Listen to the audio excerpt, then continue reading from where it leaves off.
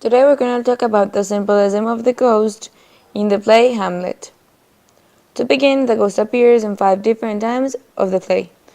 The first one in Act 1, Scene 1, when Bernardo, Marcellus, and Horatio are outside the castle wall. The second one in Act 1, Scene 4, when Hamlet sees and follows him. The third one on Act 1, Scene 5, when Hamlet meets the ghost for the first time. The fourth one in Act 3, Scene 2, when Hamlet and Horatio mention him. The ghost doesn't actually appear on this scene, but they talk about him. The fifth one on Act 3, Scene 4, in the Queen's closet. There are some specific patterns of the appearances of the ghost. To begin, the ghost always appears when Hamlet is in distress or desperate. Whenever Hamlet is thinking or talking about Claudius and deciding Claudius's future. And whenever Hamlet is contemplating murder or committing suicide. The symbolism of the ghost is very broad throughout the play. It can be divided into 3 different parts. The subconscious of all of the human characters, specifically of Hamlet. The violence acts they commit whenever they are confused. The confusion that is caused by the fact of not knowing how to process too much information at once, and the impulsiveness and recklessness that takes them to commit several mistakes.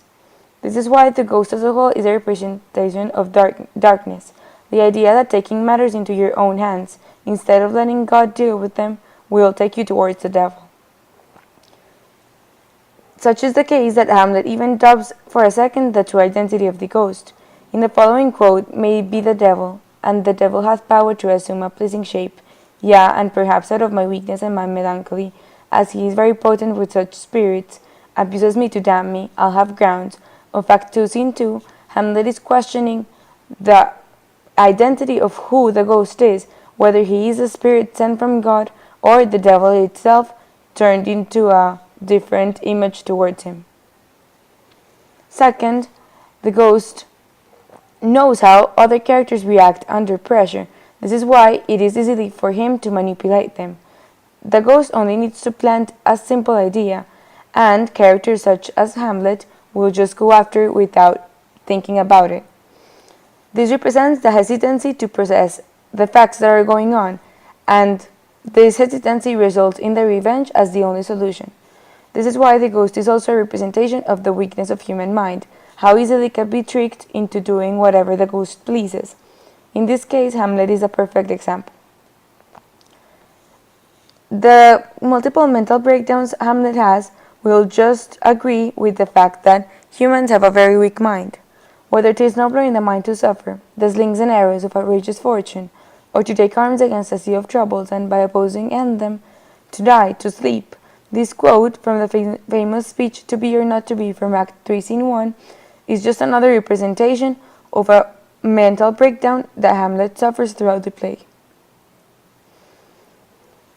The ghost also represents the premonitions that are about to happen, the fact that something bad is going to happen in that castle, in that place, to those people. At the time, it was believed that ghosts roamed because they had undone business, so it was not a good idea to see or to listen to a ghost. Furthermore, the ghost is very similar to Hamlet, not only physically because, after all, it is his father, but psychologically. The ghost is a representation of vengeance within Hamlet, the idea that no matter how much Hamlet tries to run from the vengeance, he will always lie within him.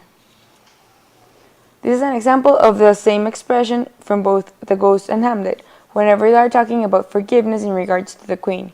According to the ghost, "The will of my most seeming virtuous queen," was said from Act 1, Scene 5, and Hamlet said, "Confess yourself to heaven, repent what's past, avoid what is to come," in Act 2, Scene 4.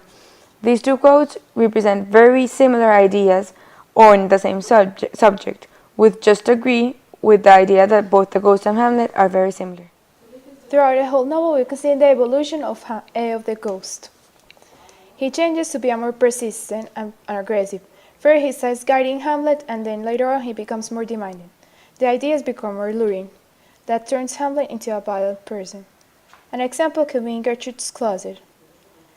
Do not forget, this visitation is but to whet thy almost blunted purpose. There is a change in tone. This is where the ghost starts to question Hamlet and to say that he's driving away from his real purpose. His real purpose is not to scream at his mother, but to take vengeance. As a whole, in the play we can separate the ghost in two parts. We can see him as a puppeteer that owns the story and is the one who determines the actions of all the characters. On the other hand, we can see him as the fate. He is the one that shows that no one is able to escape destiny and fate.